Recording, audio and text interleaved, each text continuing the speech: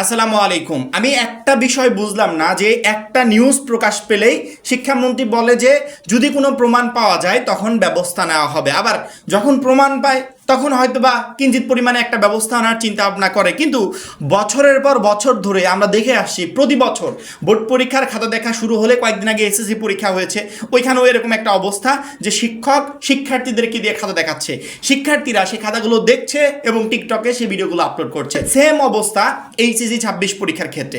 Recently HSC 26 পরীক্ষাটা এখনো শেষ হয় নাই, চলমান রয়েছে। এই পরীক্ষার খাতা দেখা হচ্ছে চায়ের দোকানে বসে, চায়ের দোকানে টং দোকানে বসে খাতা দেখা হচ্ছে, যেখানে শিক্ষকরা আছে, যেখানে শিক্ষার্থীরা আছে, তারা খাতা দেখছে।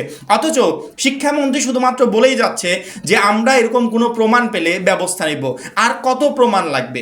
শিক্ষা বোর্ডের আর কত প্রমাণ প্রয়োজন এই ব্যবস্থাগুলো নেওয়ার জন্য? আমার তো মনে হয় যে বাংলাদেশে যারা খাতা দেখে তাদের ভিতর প্রায় 70 থেকে 80% শিক্ষকই নিজে সম্পূর্ণ খাতাগুলো দেখে না, প্রায় খাতাগুলো শিক্ষার্থীদেরকে দিয়ে দেখায়। নিজে হয়তো বা সময় পেলে 1-2টা খাতা দেখে, বাদ বাকি সকল খাতা দিয়ে দেয় শিক্ষার্থীদের কাছে। হয়তো সে এসএসসি লেভেলের একজন স্টুডেন্ট, হয়তো বা এইচএসসি লেভেলের একজন স্টুডেন্ট। একজন শিক্ষার্থীর কতটুকু অভিজ্ঞতা থাকে একটা বোর্ড পরীক্ষা খাতা দেখার? সেই শিক্ষার্থী একটা বোর্ড পরীক্ষার্থীকে নাম্বার দিবে, সেই নাম্বারে পরবর্তীতে একটা রেজাল্ট রেডি হবে। এই রেজাল্টে যদি কোনো ভুলভাল রেজাল্ট চলে আসে, এর কারণে যদি একটা শিক্ষার্থী ফেল করে, এর দায়ভার আসলে কে নেবে?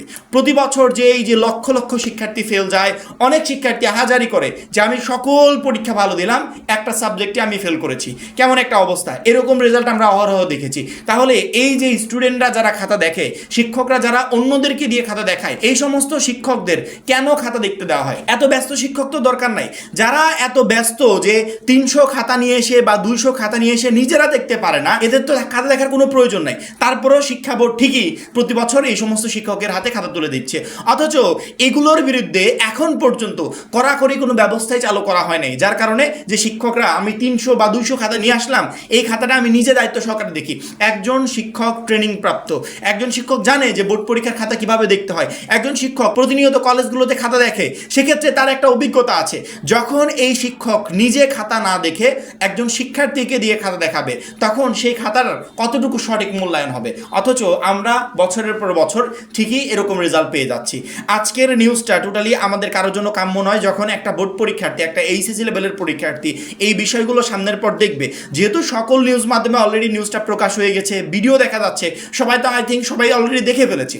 যখন একটা বোর্ড পরীক্ষার্থীর সামনে এরকম একটা নিউজ আসবে যে আমার খাতা টং দোকানে বসে, চায়ের দোকানে বসে আড্ডা দিতে দিতে কোনো শিক্ষার্থী দেখছে, তখন ওই শিক্ষার্থীটা কী অবস্থা হবে? আমরা আমাদের মতো জাস্ট ভিডিও বানিয়েই যাচ্ছি, শিক্ষা বোর্ডের দেখার মতো দেখেই যাচ্ছে, শিক্ষামন্ত্রী শোনার মতো শুনেই যাচ্ছে।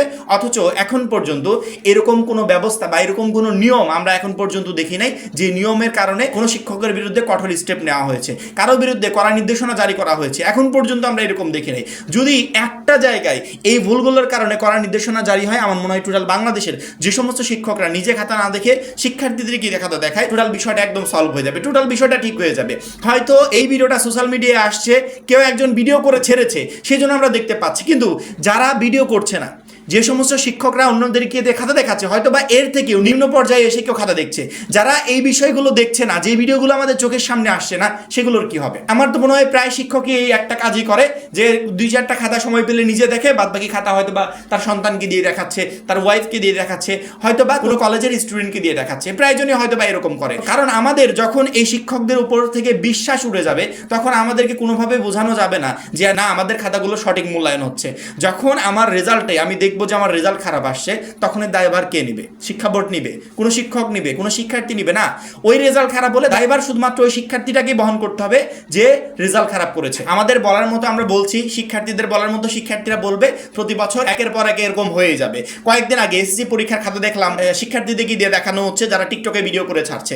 তো সেইটার বিরুদ্ধে যদি কড়া স্টেপ নেওয়া হতো, কড়া ব্যবস্থা নেওয়া হতো, তাহলে আজকে এরকম একটা ভিডিও আমাদের সামনে আসতো না। হয়তো এই ভিডিওটা একজন করেছে, কিন্তু যে ভিডিওগুলো করছে না তাদের কি হবে?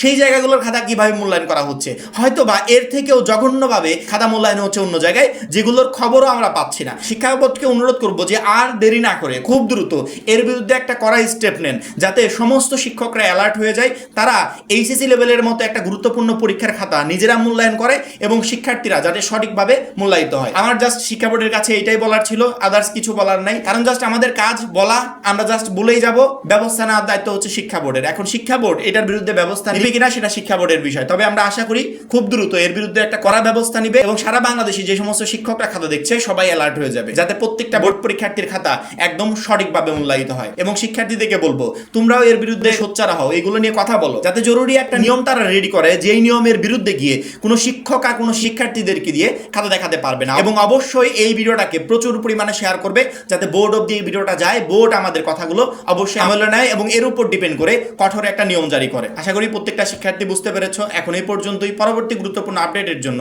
অবশ্যই চ্যানেলটাকে সাবস্ক্রাইব করে রাখবে। সবাই ভালো থাকবে, সুস্থ থাকবে। আল্লাহ হাফেজ।